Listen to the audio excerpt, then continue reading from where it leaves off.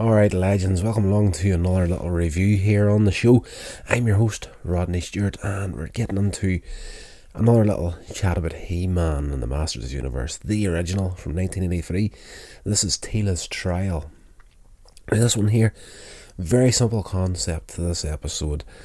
Essentially, He-Man and, Prince Adam, Man-at-Arms and Teela are out in the desert in the middle of nowhere to test a new invention of Man-at-Arms, and he needs to be somewhere where there can be very little damage done, because it's a very, very important and dangerous invention in his eyes, and it's basically a handheld transporter. So it's like, press a button, select a target, pretty much direct the beam at it, shoot it, and then point it towards somewhere else and rematerialize.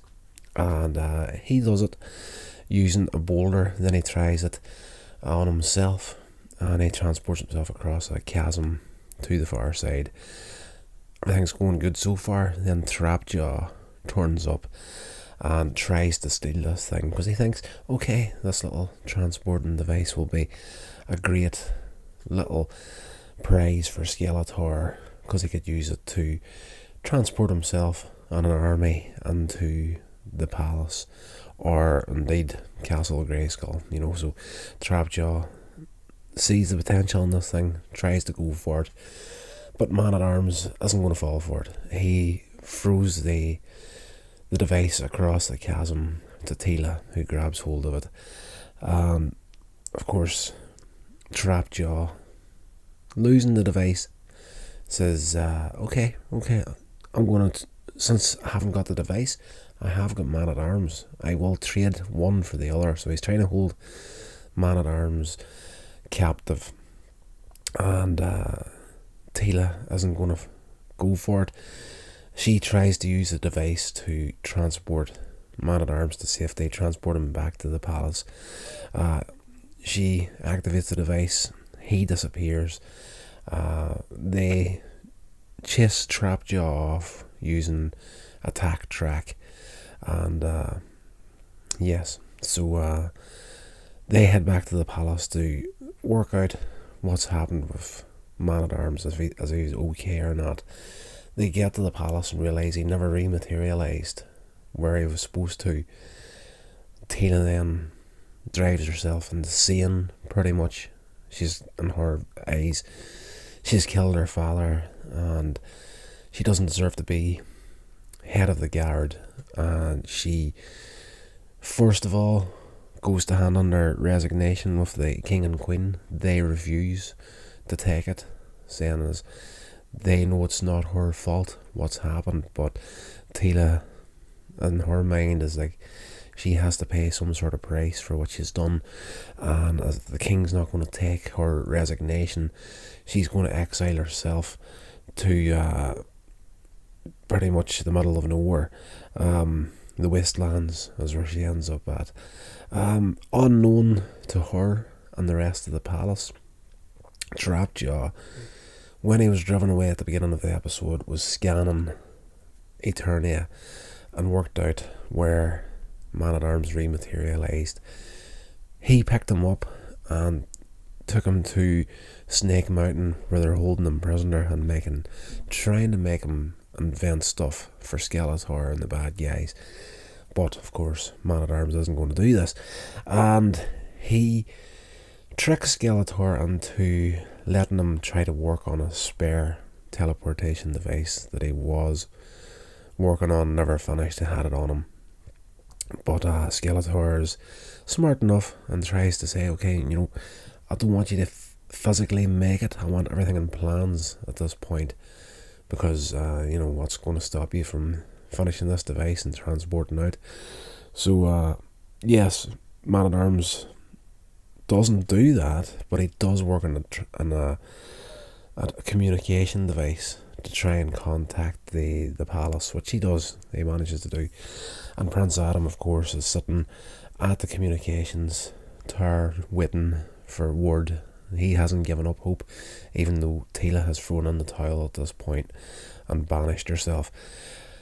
He eventually gets the word from Man-at-Arms that he's safe, but he's on Snake Mountain and he needs rescuing. So Prince Adam calls down the power and changes into He-Man and goes to the Wastelands to look for Teela and finds her, but she's still like, I don't know what you want me to do. I messed up. I screwed up. I don't deserve to be a hero anymore, more or less.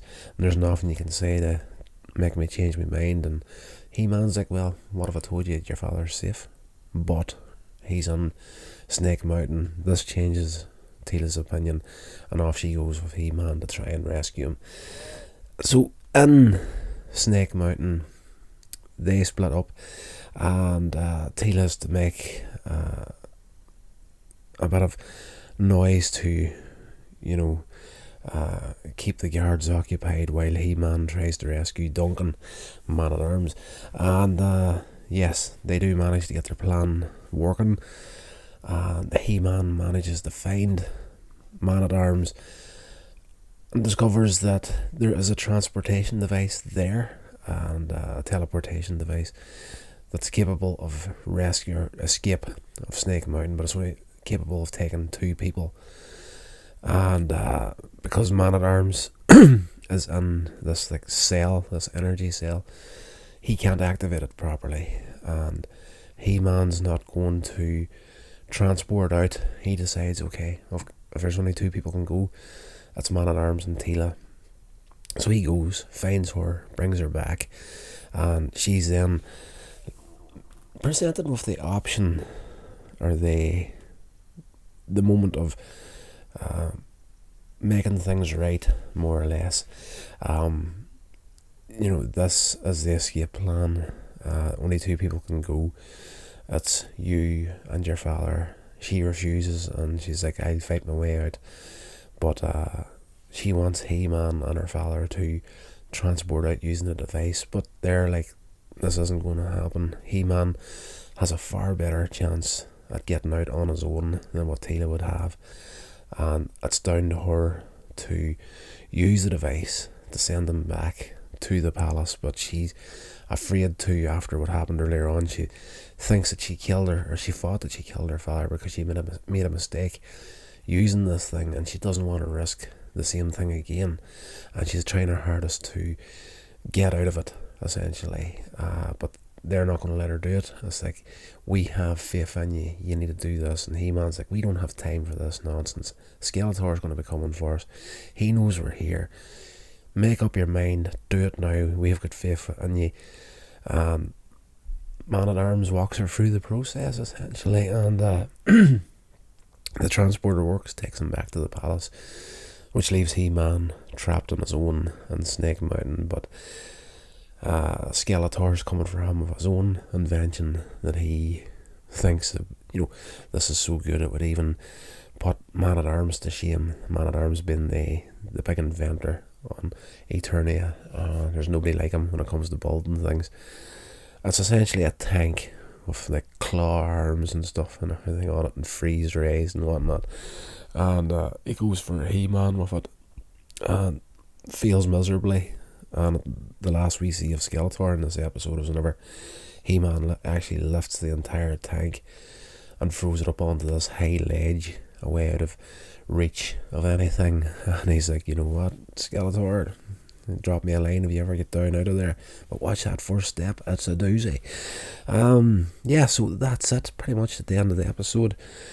We get that little moment with everybody's reunited in the palace, and Teela's reinstated as the palace captain guard.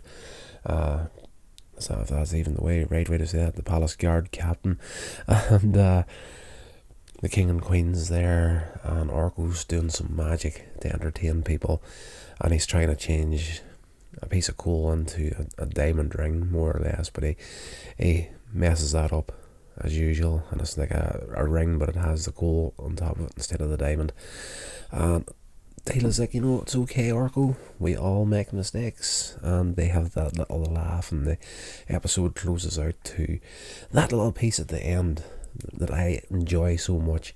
The moral of the story at the end of each episode, a character will share it if you didn't indeed get it yourself.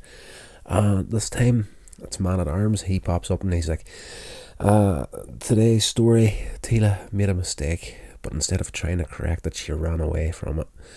That was an even bigger mistake. Making mistakes is part of being human, but punishing yourself or quitting because of it is no way to make things better. The right thing to do is accept your error and try not to make the same mistake again. There's a lot smarter, that's a lot smarter than running away. Until our next exciting adventure. Goodbye for now. Great little episode. I enjoyed this one so much, and we are finally on to the final disc. Well, not the final disc, but we're on to the final DVD cover, essentially. I thought this was the final disc, but there's actually this one here is the first one in the entire box that actually has 2 discs inside this one. So there's 10 discs altogether. I thought there was only 9. It says volume 9 here, but there's 2 discs in it. Great. I'm absolutely loving this here. So we've got quite a bit to go here, and yes, I'm going to be trying to do these at least every other day to finally get through this. We've been messing about for far too long with it. So come back tomorrow for Transformers Generation 1 Season 2. I'll talk to you all then.